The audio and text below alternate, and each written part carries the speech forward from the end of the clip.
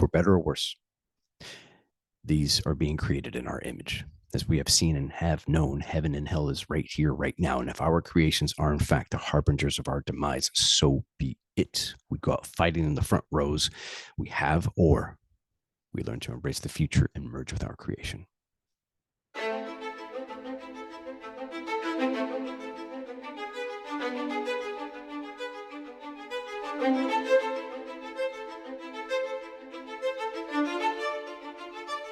Good evening, ladies and gentlemen, and welcome to another episode of The Way of El Marco. I'm your host, Marco Antonio Alvarez. As you can see from tonight's format, it's going to be different than the usual show. Tonight, there's no guest except for yours truly. I want to take this opportunity to tell the audience more about myself, where I've come from, and what this project is really about. The name of El Marco is a joke. For quite a few years, I was doing stand-up comedy, and I would change my name from time to time just for a laugh. And this was around the time when the cartels were in the news daily. People like El Chapo and El Brad Pitt and even El Barbie.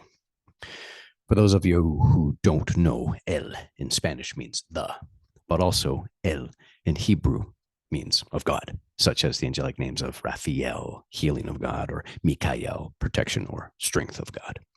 And let's not forget Antonio Banderas' character in Desperado, known as El. So on that fateful day, after one too many name changes, after Facebook warned me that I would be stuck with this name permanently, I became El Marco Antonio Alvarez. Literally translated, El Marco means the warrior. Marco coming from Mars, the god of war, who before he was the god of war, he was the god of farming. There was a time in my life when I was a cannabis farmer for many years. Those were the days of the nonstop party. Those were the days of no discipline and no strength. It was a full-on Dionysian pleasure parade that eventually became a living hell. A little history and background of myself. At 17, I left home for the army. I was an infantryman, and midway through my time, I was part of an army experiment. An experiment I conducted on myself while I was in the army. I dropped some acid and had what I would call a moment of enlightenment. After 3 years, I returned home, fell in love, got married, and quickly got divorced. From then on, I immersed myself in martial arts training. I studied philosophy, kinesiology, theater arts, and psychology at university, spending 8 years there, blowing my GI Bill and racking debt with a no fucks given attitude and not a care for tomorrow. At 28, I competed in one pro cage fight. To this day, I remain undefeated at 1-0. Then later that year, I was introduced to the wonderful world of cannabis farming, and I ended up at this party in the middle of the desert called Burning Man. And for almost 2 decades, I lived like a ninja pirate, dodging the law and having a damn good time. I was, for lack of a better term, an optimistic nihilist. During that time, I was an actor, a stand-up comic, and a lead singer in a rock band. I got good at doing drugs. I got good at the party. I got good at living under the radar. And one day, the bill came to my door. What it didn't account for was for how much pain a pleasure-seeking life would bring me in the long run. Slowly, but surely, I started to realize the impact of my choices, and something had to change. For the road I was traveling only led to pain and a less than honorable death. Even after becoming a father at 40, that wasn't enough for me to get it together. I was still drinking, still smoking, still snorting. And then one day, on a run, while hungover, I had a debate with myself as to which road to take. The one of strength and discipline, or the one of pleasure seeking. I was not a happy man. For years, I was playing the victim, blaming others, drowning my pain, never facing it. And then that morning, I made the choice and quit cold turkey. At least the booze and the blow. Cigarettes took me another 3 months. And that was just the beginning. There was so much work to be done, and my old life began to fall apart.